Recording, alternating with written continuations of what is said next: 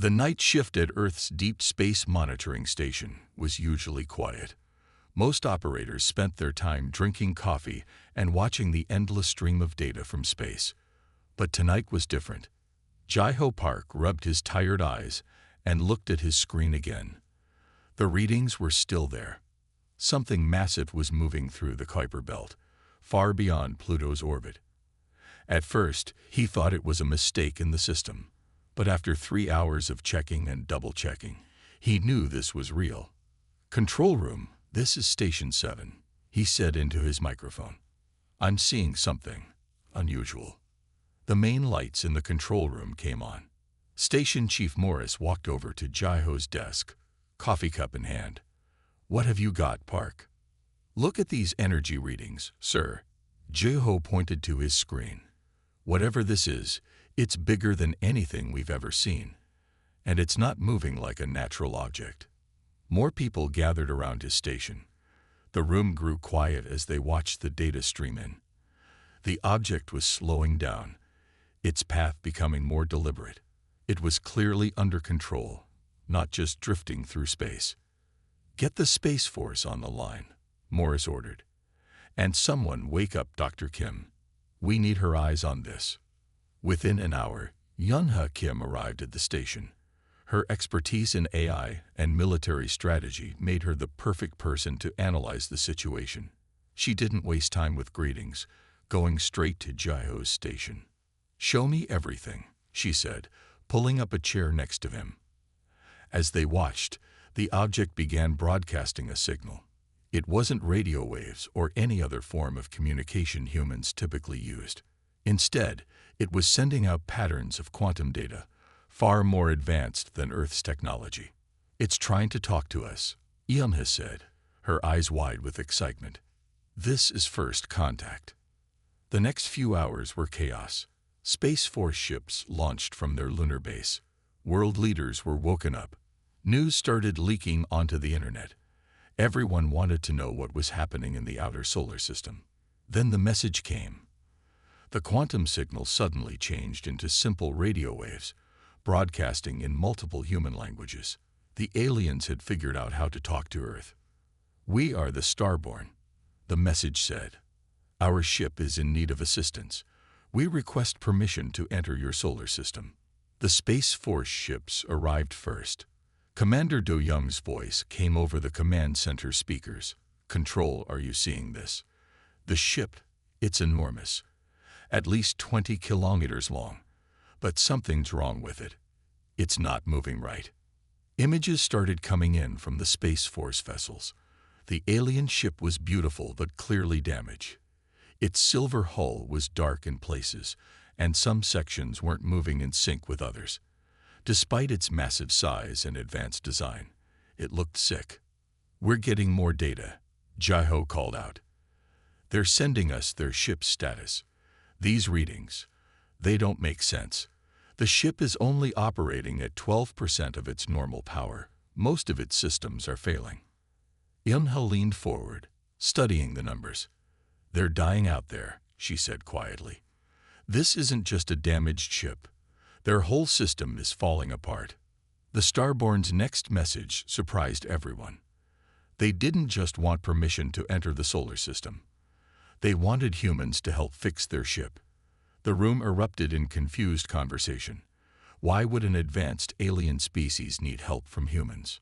"The galactic community considers Earth primitive," the Starborn explained in their message. "But we have observed your species. You solve problems differently. You think differently. We believe you might see solutions where others cannot." Commander Do Young's voice came through again. "Control, the ship's condition is getting worse. Whatever we're going to do, we need to decide fast." Jai-Ho looked at the failing ship on his screen. Despite all its advanced technology, it was just a broken machine that needed fixing. And fixing things was what humans did best. "Sir," he said to Chief Morris, "I'd like to volunteer. I think we can help them." Morris looked around the room. Other engineers and technicians were nodding.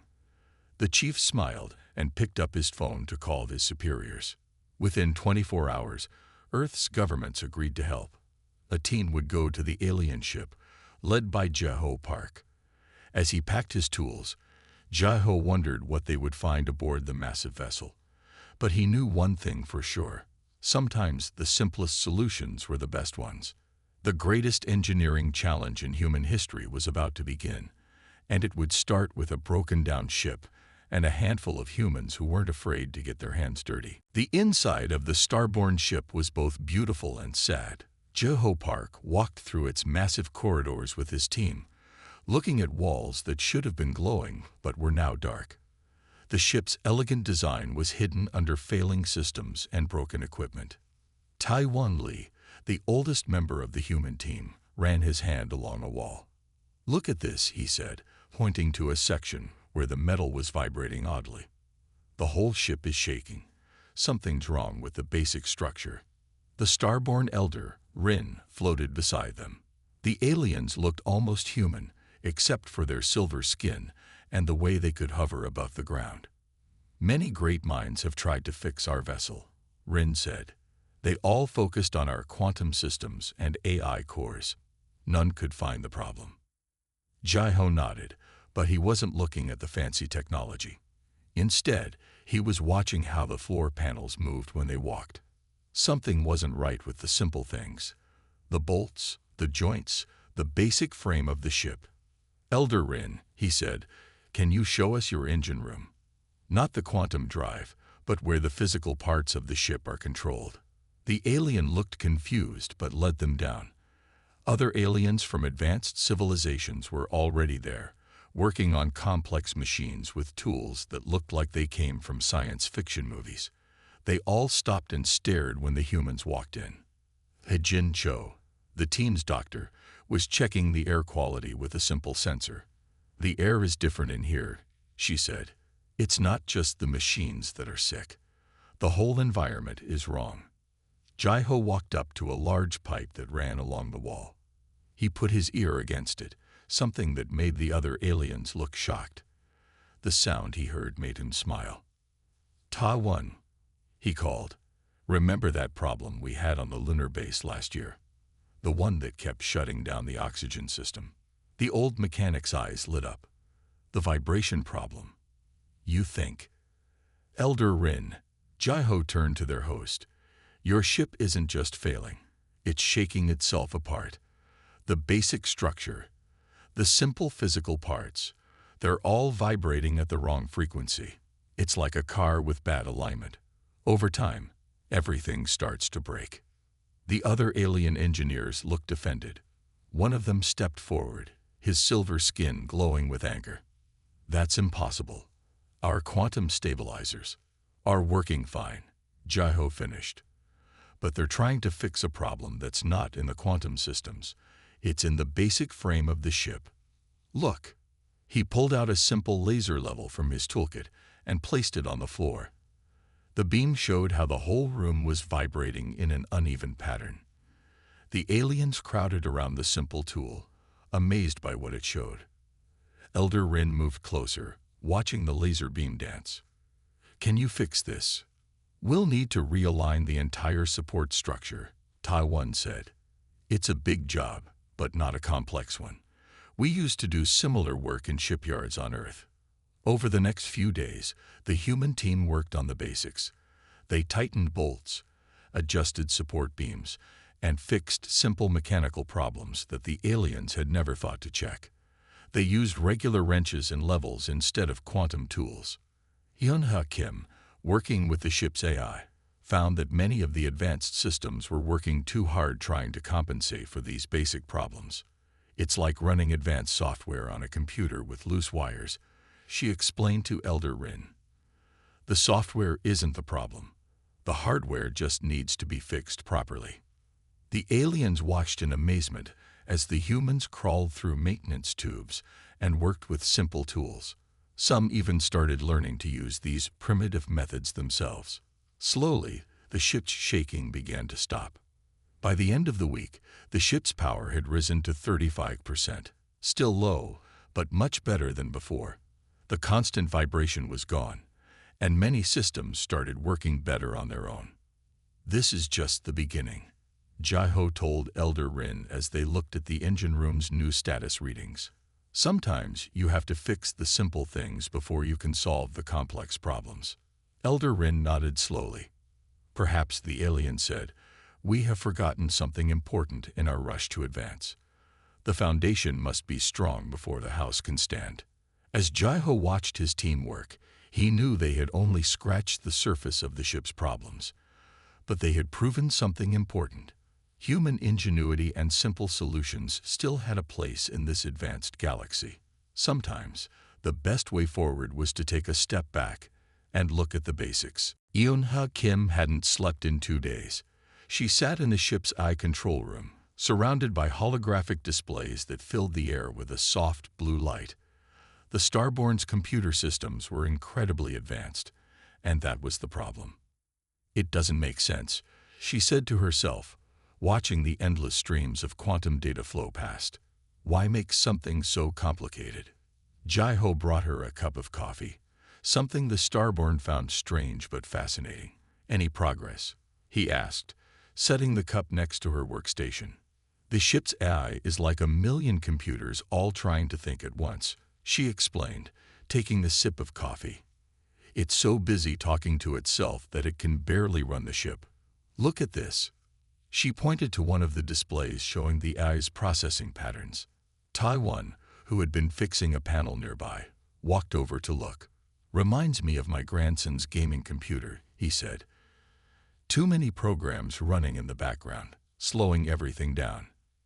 Eun-ha sat up straight, her eyes wide. That's it, she said. We're not thinking about this the right way. The AI isn't too weak, it's too complex. She called Elder Rin to the control room and explained her idea. Your AI is trying to be perfect at everything, she said. But it's like having 1,000 captains trying to steer one ship. We need to make it simpler. The alien leader looked worried. Simpler? But our systems require quantum processing too. To do what? Eun had interrupted, pointing to her laptop. This computer uses basic binary code, just ones and zeros. It's not quantum at all. But look. She typed quickly, and one of the ship's maintenance systems appeared on her screen. It can still talk to your ship. Elder Rin floated closer, curious. But binary computing is primitive. Sometimes primitive is better, Taiwan said.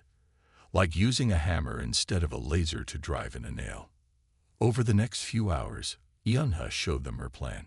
She wanted to create a new control system using Earth's primitive binary computing as its base. The quantum systems would still be there but would only activate when needed for special tasks. Other alien engineers gathered to watch, horrified at first. One of them, a tall starborn named Kojin, spoke up. This goes against everything we know about AI development. Good, Eun-ha said with a smile, because everything you know isn't working. She worked through the night with Taiwan, setting up simple control systems that any human computer could understand. They cleaned out millions of unnecessary processes, replacing them with basic commands. It was like clearing out a cluttered room to make space to walk. The ship's lights flickered as they made the changes. Some systems shut down completely, making the alien engineers nervous. But Eun-ha kept working, her fingers flying over her keyboard. Think of it like this, she explained to Elder Rin, who watched anxiously. Your eye was like a person trying to think about every single breath, every heartbeat, every blink. We're teaching it to do these things automatically, so it can focus on more important tasks. As the sun rose the next morning, according to the ship's artificial day cycle, Eun-ha entered the final commands. The ship hummed differently now. A steady, strong sound instead of the uncertain whine they had grown used to. Power levels rising, Jaiho called out, watching the main engineering display. 40%, 45%, holding steady at 48%. The ship's systems came back online one by one, each running smoother than before.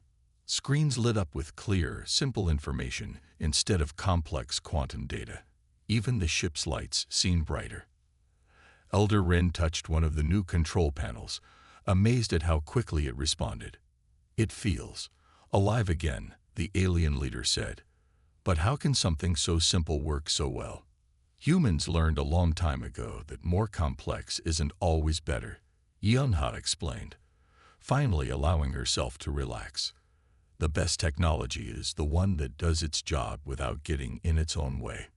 Ko-jin, who had been skeptical, now looked at the human team with new respect.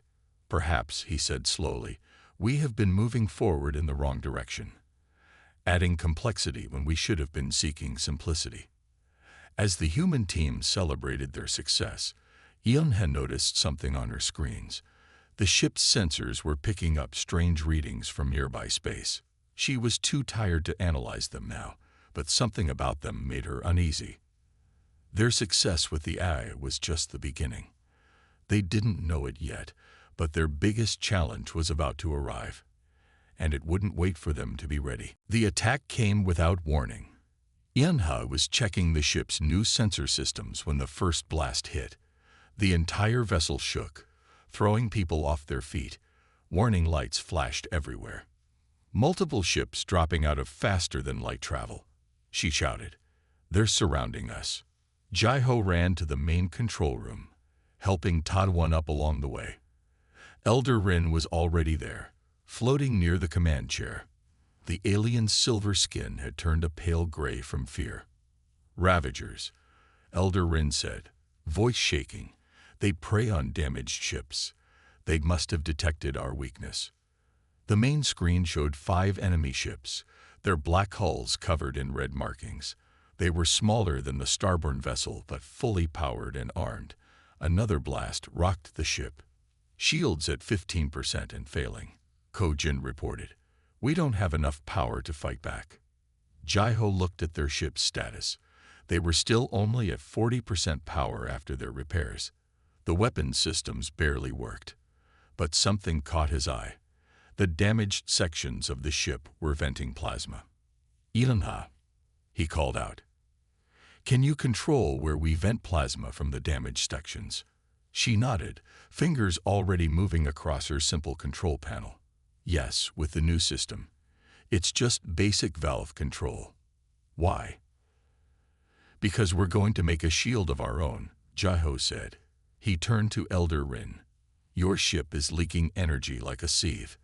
Instead of trying to stop it, let's use it." The alien leader looked confused, but there was no time to explain. Another hit made the lights flicker. Jai-ho ran to the engineering station and started working with Taiwan. "We need to vent plasma in a controlled pattern," he explained quickly. "Create a cloud around the ship." "Yunha, can you time the vents to spin the plasma?" "That's insane," Ko-jin shouted. "The plasma will tear the ship apart." "No, it won't," Tadwan said, understanding Jai-ho's plan. "Not if we time it right. The enemy ship's own weapons will charge the plasma cloud, like a lightning rod in a storm." Elder Rin floated closer to Jai-ho. "This has never been done before. It's too dangerous." "Being destroyed is more dangerous," Jai-ho replied. "Trust us." The alien leader looked at the approaching enemy ships, then nodded. "Do it." Jai-ho, Yunha, and Taiwan worked faster than they ever had before. They opened specific vents around the ship, timing each plasma release perfectly. A glowing cloud began to form around their vessel. The enemy ships fired again, but this time something different happened. The plasma cloud caught their energy weapons, spreading the force around the ship instead of letting it hit directly. "It's working," Yunha shouted. "The plasma is dispersing their attacks." But Jai-ho wasn't done. "Taiwan, remember that problem we had with the vibrations? Let's use it. Turn on the support beams in Section 7. The old mechanic grinned, understanding. He activated the broken support structure they had fixed earlier. The whole ship began to vibrate in a specific pattern, making the plasma cloud pulse with energy. "Now, Yunha, send a power surge through the cloud." She pressed a series of commands on her simple control panel. The plasma cloud suddenly lit up like a miniature sun. Energy arced between the particles, creating a web of lightning around their ship. The enemy vessels tried to back away, but they were caught in the energy field. Their weapons couldn't penetrate the charged plasma, and their own energy blasts were being reflected back at them. "They're pulling back," Ko-Jin announced, amazement in his voice. "They're actually retreating." The Ravager ships turned and fled, their black hulls scorched by the plasma lightning. The control room erupted in cheers. Even Elder Rin was glowing with a bright silver light of excitement. That was... The alien leader paused, searching for words. "That was beautiful. You turned our weakness into strength." Jai-Ho smiled, wiping sweat from his forehead. "Sometimes the best weapon is the one you don't know you have." He-Jin rushed into the control room, carrying her medical scanner. "The plasma cloud," she said excitedly. "It did something to the ship's organic systems. You need to see this." Jai-Ho looked at his team. They were tired but proud. They had won this battle, but He-Jin's discovery suggested their work was far from over. The ship still held many secrets, and now they had proved that humans could find amazing ways to unlock them. He-Jin Cho's medical lab on the starborn ship looked more like a garden than a scientific facility. Clear tubes filled with glowing liquid ran along the walls, and strange, living tissues pulsed behind glass panels. The ship wasn't just a machine. It was partly alive. "Look at this," she said, pointing to her microscope. Jai-Ho, Yana, and Elder Rin gathered around to see. "The plasma cloud we created did more than protect us. It cleaned something from the ship's organic systems." Under the microscope, tiny cells moved in a strange liquid. Some glowed with health, while others looked dark and sick. "Your ship's living parts are being poisoned," He-Jin explained. "They're drowning in their own waste, like fish in a dirty tank." Elder Rin's silver skin rippled with concern. "All starborn ships have organic components. They make our vessels faster, stronger, more alive. But lately all of them have been growing sick. Because they're too clean," He-Jin said with a smile. The others looked at her in confusion. "Your systems are too perfect. The organic parts need something that all living things need: good bacteria." She walked to a small container she had brought from Earth. Inside were samples of various Earth bacteria, each carefully chosen and grown in her lab. On Earth, all complex life works with bacteria. They help break down waste and keep systems healthy. Your ship's organic parts need the same thing. You want to put Earth bacteria in our ship." Ko-Jin had just entered the lab and looked horrified. That's primitive." Tai-1 finished for him, entering behind Ko-Jin. "Like using simple machines to fix your engines, or basic computers to run your eye." He-Jin held up a clear tube of liquid. "These bacteria are like tiny cleanup crews. They'll eat the waste products that are poisoning your organic systems. I've already tested them on small samples. They work perfectly." Elder Rin studied the tube carefully.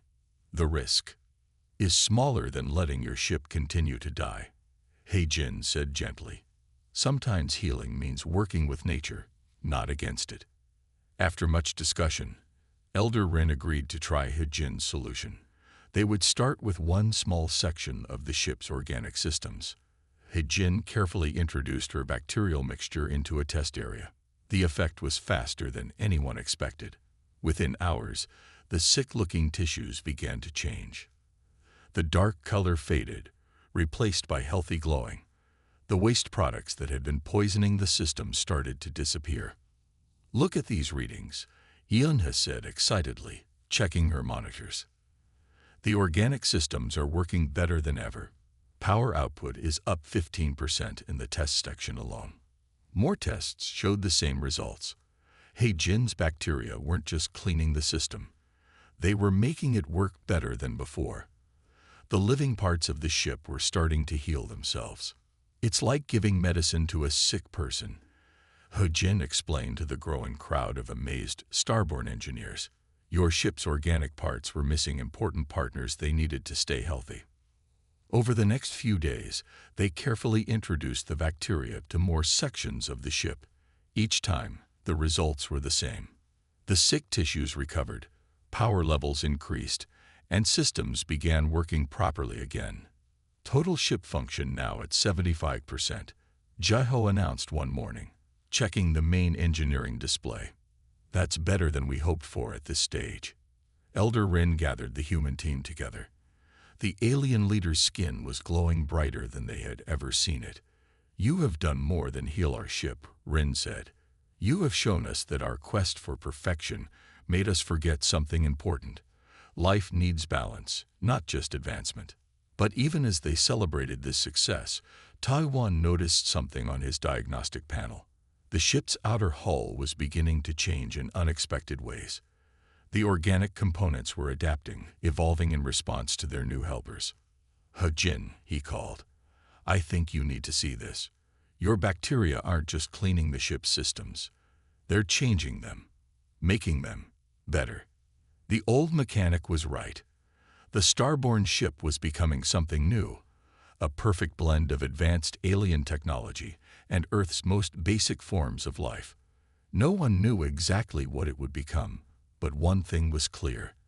The ship was more alive than ever before. 1 month had passed since He-Jin's bacteria changed the ship's organic systems. The human team stood in the main cargo bay, surrounded by crates of Earth technology. What they were about to do would shock every advanced civilization in the galaxy. "Are you sure about this?" Elder Rin asked, watching Jaiho unpack a large solar panel. "These seem very basic." Jaiho smiled as he laid out the panel. "Sometimes basic is best. Your quantum power systems are amazing, but they're complicated. These solar panels never fail. They just work." Taiwan was already setting up a simple pulley system near one of the ship's damaged lift platforms. "Look at this," he said, pulling on a rope. The platform moved smoothly up and down. No power needed. Just good old-fashioned mechanics. The starborn engineers watched with a mixture of horror and fascination as the humans began installing their primitive technology throughout the ship. Solar panels went up as backup power sources. Mechanical systems replaced complex automated ones. Simple water filters cleaned the ship's living systems alongside He-Jin's bacteria. Eunha had found a way to make it all work together. Her new computer system could switch between Earth technology and alien systems as needed. "Think of it like having a backup engine in your car," she explained to Ko-Jin. "If the main engine fails, you still have a way to get home." Ko-Jin, who had once doubted their methods, was now one of their strongest supporters. He helped install a manual override system that could open doors without power. "On my world," he said, "we would have spent years trying to perfect an automatic system. This simple lever took an hour to install." The ship was becoming something entirely new. In the medical bay, He-Jin discovered that the organic walls had started growing around the Earth equipment, accepting it as part of the ship's body. "It's like the ship understands we're trying to help," she said, watching living tissue curl gently around a water pipe. One afternoon, they tested all systems together for the first time. Jaiho stood at the new main control panel, which looked like a mix between a starship console and an Earth factory control board. "Power systems ready," he called out, starting with Earth backup power. The solar panels activated first, providing a steady flow of energy. Then the quantum systems came online, their advanced power joining smoothly with the simple electric current. The ship hummed with a new kind of energy, not just the high-pitched sound of alien technology, but also the deep, steady buzz of Earth machines. "Look at this," Eunha said excitedly. "The ship is using both power sources perfectly. When it needs precise quantum energy, it uses the alien systems. When it just needs simple power, it switches to our solar panels. It's learning to be efficient." The living walls pulsed with healthy light. He-Jin's bacteria had spread throughout the organic systems, creating a perfect balance. The ship was cleaner and healthier than it had been in years. Total system function now at 85%. Taiwan announced. "Better than factory settings, according to the old data." Elder Rin floated near the main window, watching stars reflect off the new solar panels. When we first came to Earth, we thought we were superior. Now we understand that true advancement isn't about having the most complex solution. It's about having the right solution. Jai-Ho walked over to join the alien leader. Every tool has its place, he said. Even simple ones, maybe especially simple ones. But their work had not gone unnoticed. On the bridge, a communication screen lit up with an urgent message. Other alien ships had heard about their success. Some were curious. Others were angry, calling it an insult to advanced civilization. And a few, a growing number, were asking for help. "Looks like we started something big," Yunhe said, reading the messages. "A lot of ships out there are having the same problems. They want to know how we fixed this one." Elder Rin's skin glowed with pride. "Then we will show them. The galaxy needs to remember that progress doesn't always mean more complexity. Sometimes it means finding beauty in simplicity." As the team looked at the growing list of requests for help, they knew their adventure was far from over. They had created something new, a perfect blend of high technology and basic engineering. And soon, they would show the galaxy that humanity's primitive solutions could solve problems that advanced technology couldn't touch. The warning came from one of the simple weather satellites the human team had placed around the ship. A massive solar storm was heading their way, bigger than any they had seen before. Most ships would run from such a storm, but Jai-Ho had a different idea. "We should stay," he said, standing in the control room. Everyone stared at him like he was crazy. "Stay." Ko-Jin's voice was filled with disbelief. This storm could tear the ship apart. Jai-Ho pointed to the ship's power readings. "Look at how our systems are working now. The solar panels, the quantum drives, the organic parts, they're all working together perfectly. This storm isn't a threat. It's an opportunity." Elder Rin floated closer to the main screen, studying the approaching storm. "Explain." "Our hull is different now," Jai-Ho said. He-Jin's bacteria have changed the organic metal. Yunhe's power systems can handle huge energy spikes. We don't need to run from the storm. We can use it. Taiwan nodded slowly, understanding the plan. "Like a solar panel in the desert," he said. "The more sun it gets, the more power it makes." The idea was dangerous but simple. Instead of hiding from the solar storm, they would turn the ship to face it directly. The modified hull would absorb the storm's energy, while Earth's simple technology would help control the power flow. "The organic systems are ready," He-Jin reported from her lab. "The bacteria have made the hull stronger than ever. It can take the heat." Yunhe worked quickly at her control panel, preparing the power systems. "I've set up the solar panels to act as regulators," she said. "They'll help control how much energy enters the ship's systems." As the storm approached, the crew could see it through the main window, a wall of glowing plasma and radiation that would destroy most ships. But their vessel was different now. It was no longer just a starborn ship.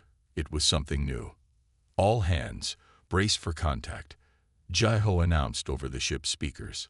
"Helm, turn us directly into the storm." The ship turned slowly, its bow pointing straight at the approaching wall of energy. The hull began to glow as the first waves of radiation hit it.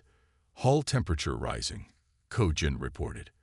"But the organic systems are holding. They're adapting." He-Jin watched her monitors in amazement. "The bacteria are helping the hull change its structure. It's becoming better at absorbing energy." The storm hit them full force. The ship shook, but not violently. Instead, it hummed with power as the modified hull absorbed the solar energy. The simple solar panels glowed bright, channeling the power safely through Yunhe's control systems. "Power levels rising," Taiwan called out. 90%, 95%, 100%. But it didn't stop there. As the storm raged around them, the ship's systems continued to adapt. The organic hull grew stronger. The quantum systems powered up to levels they had never reached before. Even the simple Earth technology was working better than designed. 120% power. Yumna shouted with excitement. We're not just surviving the storm, we're getting stronger. Elder Rin watched in amazement as the ship's status readings climbed higher than ever before. This is unprecedented, the alien leader said. No ship has ever achieved such power levels, let alone sustained them. The storm lasted for hours, but the ship held steady.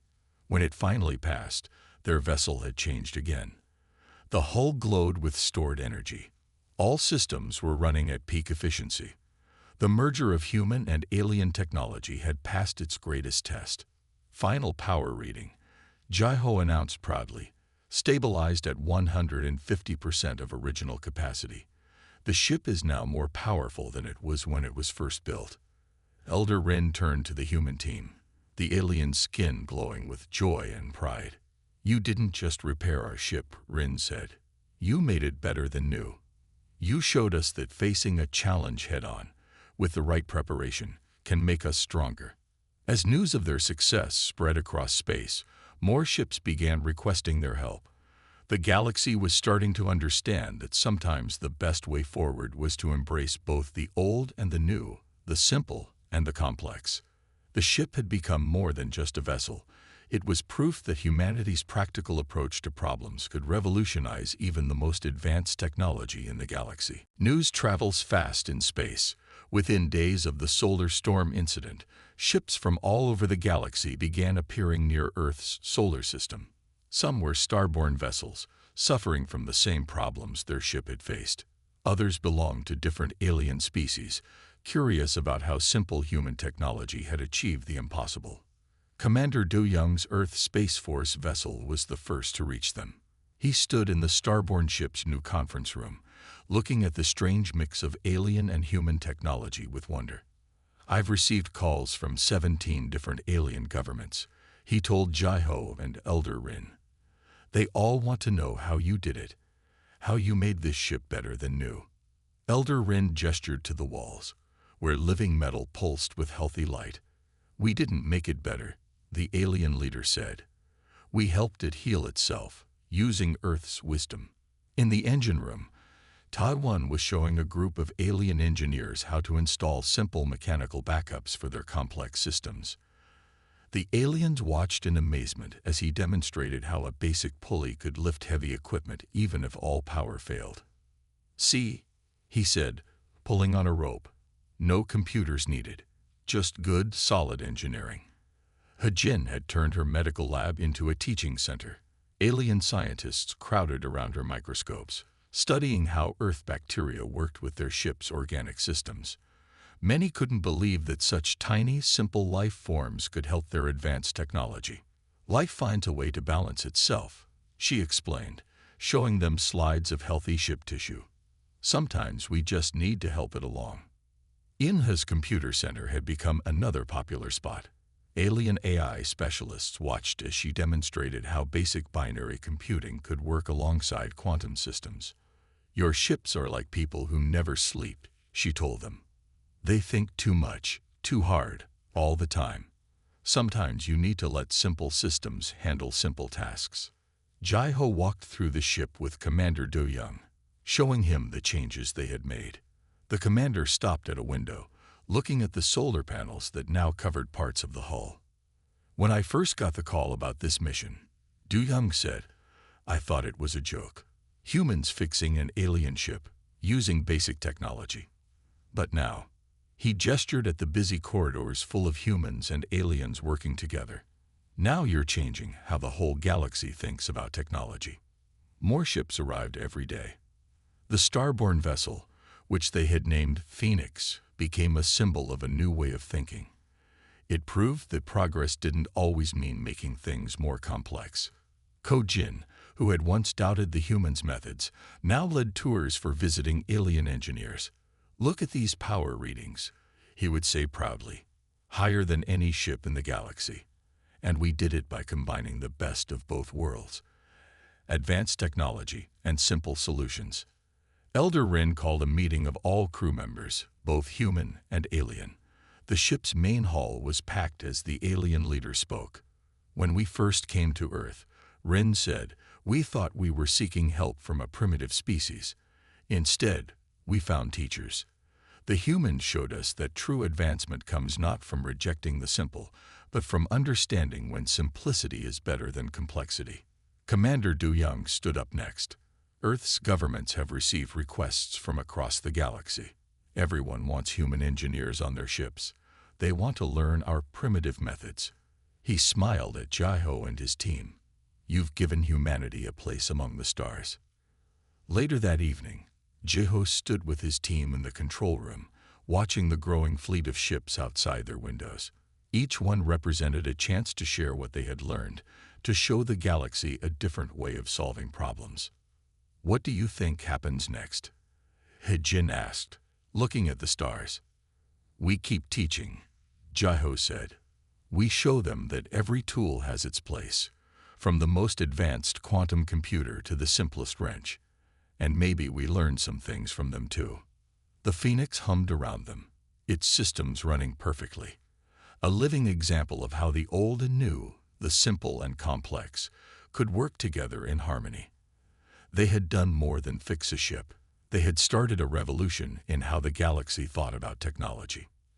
And this was just the beginning. 6 months had passed since the Phoenix first arrived in Earth's solar system. The ship that had once been dying was now the center of a new age in space travel. Its halls were filled with students from across the galaxy, all eager to learn what the humans called practical engineering. Jai-Ho stood in the newly built teaching center, watching aliens and humans work side by side. Some were taking apart simple engines, learning how basic machines worked. Others studied He-Jin's bacteria samples or practiced using Yunhe's hybrid computer systems. It's like a space university, Taiwan said, helping a young starborn engineer fix a mechanical pulley. Who would have thought our old-fashioned ways would become the galaxy's newest technology? The Phoenix itself had continued to evolve. The combination of Earth bacteria and alien organic systems had created something entirely new. The ship's hull now adapted to different situations automatically, like skin healing a wound. The mix of quantum computers and simple binary systems worked better than either technology alone. The ship learns, Yunhe explained to a group of alien AI specialists. Not just the complex quantum way, but also the simple way, like how a tree learns to grow toward sunlight. He-Jin's medical lab had grown into a full research center. She worked with scientists from dozens of worlds, studying how simple Earth life forms could help advance technology. Every day we find new ways that basic life can improve our ships, she told her students. Nature had billions of years to solve problems we're still figuring out. Elder Rin and Commander Du Young had become partners in a new project. They were helping other ships upgrade using the Phoenix's methods. Each success proved that the combination of human and alien technology could work anywhere. 10 more ships completed their upgrades this week, Du Young reported during a staff meeting, all showing better performance than ever before. The galaxy is changing, thanks to what we started here. Ko-Jin, who now led the ship's engineering academy, brought up a new discovery. The organic systems we modified are doing something unexpected, he said excitedly. They're not just accepting our changes, they're improving on them. The ship is creating new ways to combine our technologies. Jai-Ho wasn't surprised. From the start, their success had come from working with nature, not against it. The ship wasn't just a machine anymore. It was a living example of how different approaches could make each other better. One evening, the original team gathered in the observation dome. Through the clear ceiling, they could see Earth in the distance, a blue jewel among the stars. Around them, dozens of ships moved in and out of the solar system, each carrying their ideas to new worlds. Remember when we first came aboard? He-Jin asked, looking at the healthy glow of the living walls. The ship was dying. Everyone thought we were too primitive to help. Now they come to us to learn the basics, Taiwan said with a smile. Sometimes the old ways are the best ways. Yunhe pointed to a screen showing the ship's status. Look at these readings. We're at 180% of original power capacity now. The ship keeps getting better as it learns to balance all its systems. Elder Rin floated into the dome, joining their conversation. "You humans taught us something more important than fixing ships," the alien leader said. "You taught us to question our assumptions, to remember that progress isn't always about making things more complex." Jaiho nodded, watching a new group of students enter the teaching center below. "And we learned from you too. The best solution is usually somewhere in the middle. Not too simple, not too complex, just right for the job." The Phoenix had become more than just a repaired ship. It was a bridge between worlds, a place where the galaxy's most advanced civilizations came to learn from humanity's practical wisdom. Every student who passed through its halls carried that lesson home. True progress comes from finding the right balance between the old and the new, the simple and the advanced. As they stood there, watching the stars, they knew their work would continue. There would always be new problems to solve, new ways to combine different technologies. But now the galaxy understood something important. Sometimes the best way forward is to remember where you came from. The Phoenix sailed on through space, carrying its message to the stars. It was no longer just a ship. It was a symbol of hope, a reminder that every civilization, no matter how advanced, had something to learn from others. And somewhere in its circuits and living walls, simple Earth bacteria worked alongside quantum computers, proving that the greatest power comes from working together.